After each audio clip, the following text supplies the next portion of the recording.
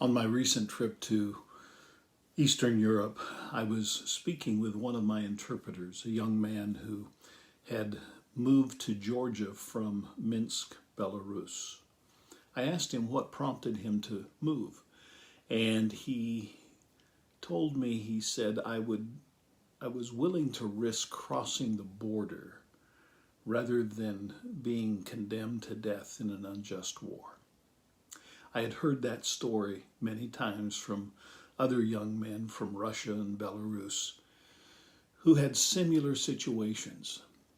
They were trying to avoid the war in Ukraine. As I was thinking of those words, I thought his story is similar to many of our stories. Although we may not be fearful of being conscripted into an unjust war, we recognize that we live in troubling, conflicting times. We long for peace in a conflicted world.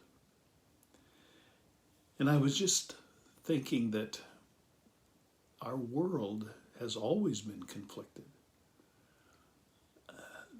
The disciples were in an upper room.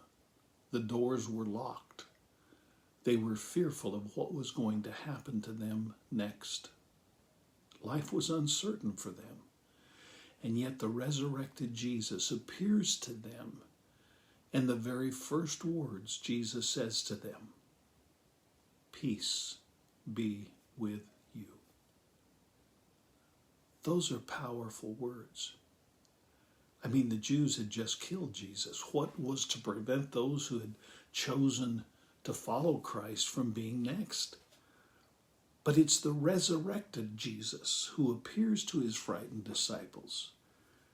It's the resurrected Jesus who appears to us in times of uncertainty, times of confusion. And he continues to speak those words to us, "Peace be with you." These are not just common words. They're not just religious words. These are words that can change the heart, produce confidence when life is chaotic. These are words that can cause raging storms to cease, can provide tranquility in the midst of turbulence. I wonder what is frightening you today. What disturbs you? What area of your life do you need calm? Can you hear the words of Jesus that speak to you? Peace be with you. He still speaks those words.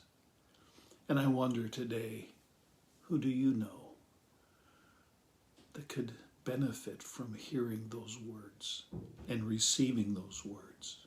Peace be with you. I pray that you will have a blessed week, and may the peace of Christ always be with you.